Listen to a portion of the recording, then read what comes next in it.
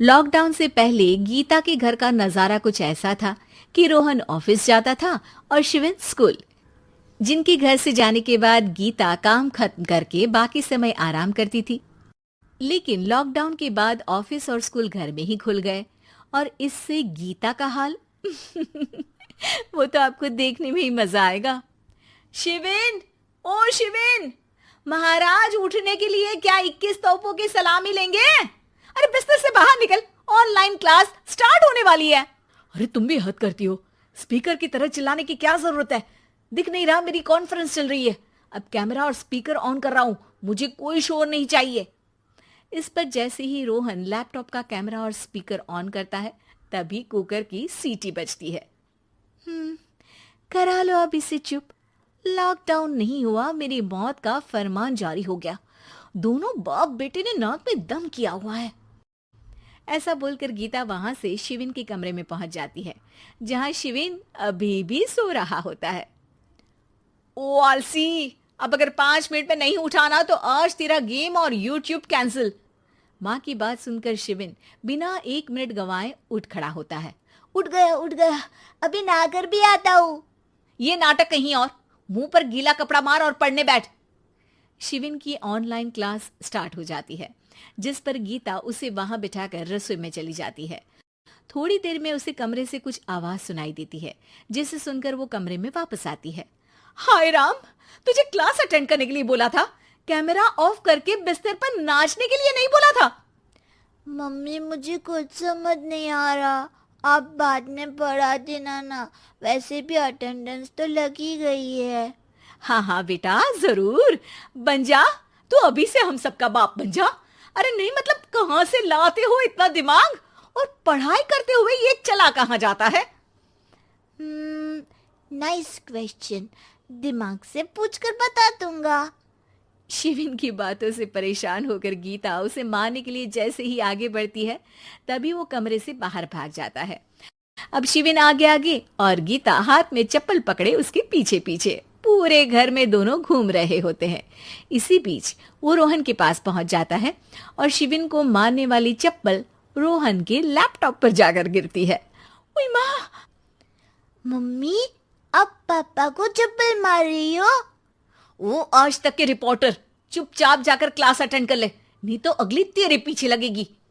इस पर शिविन वहां से चला जाता है, जिसके बाद रोहन गीता से कहता है, इस सर्कस के लिए कुछ बोलना चाहोगी? अरे क्या करूं, जब से तुम दोनों घर में रहने लगे हो, घर अपने आप ही सर्कस बन गया है और मैं तुम्हारी नौकर।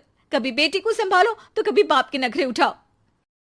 इन्हीं सब उथल पुथल में दिन बीतते रहते हैं, जिसमें हर रोज घर के अंदर कुछ नया सियप्पा खड़ा मिलता है, जो ज्यादातर शिविन और रोहन के ऑनलाइन स्कूल और ऑफिस से रिलेटेड ही होता है।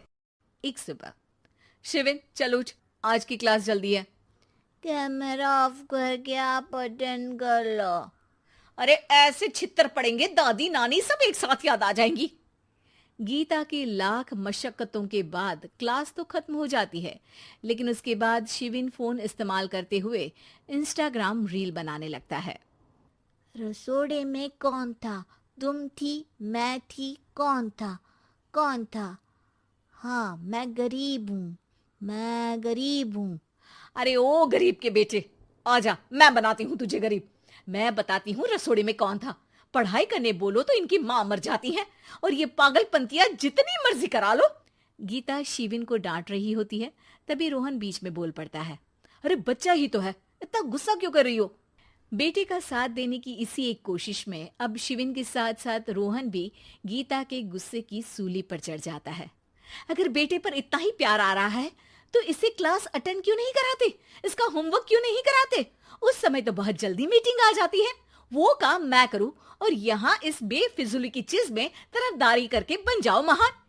हे भगवान, कोई तो इनके ऑफिस और स्कूल खुलवाओ, मैं इन्हें और घर में नहीं सह सकती। अरे कुछ और मांग लेती, क्योंकि तुम्हारी ये विश इस साल तो पूरी होने से रही, कोरोना। हाय नास पिटे ने जिंदगी ही बर्बाद कर दी। खाए कोई पचाए कोई, कल मुझे चुन चुन कर सबको मेरी बद्दुआ लगेगी। उन्होंने दुनिया का और इन बाप बेटे दोनों ने मेरा जीना मुश्किल कर दिया। गीता वहां से चली जाती है, जिसके बाद रोहन शिविन से कहता है, अरे तुम्हारी मम्मी इतनी भड़की हुई क्यों है? आपकी वजह से पूरा समय घर में रहते हो और उस पर कोई काम कराने की जगह बस ऑर्डर देते रहते हो।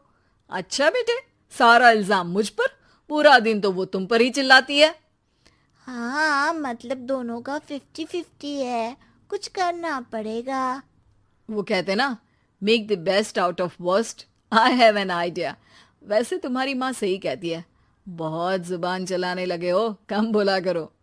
अगली सुबह रोहन और शिविन अपनी गलती को सुधारने के लिए गीता के उठने से पहले घर का आधा काम खत्म कर देते हैं, जिसे देखकर गीता खुश हो जाती है और फिर बाकी बचा काम वो तीनों मिलकर पूरा कर लेते हैं।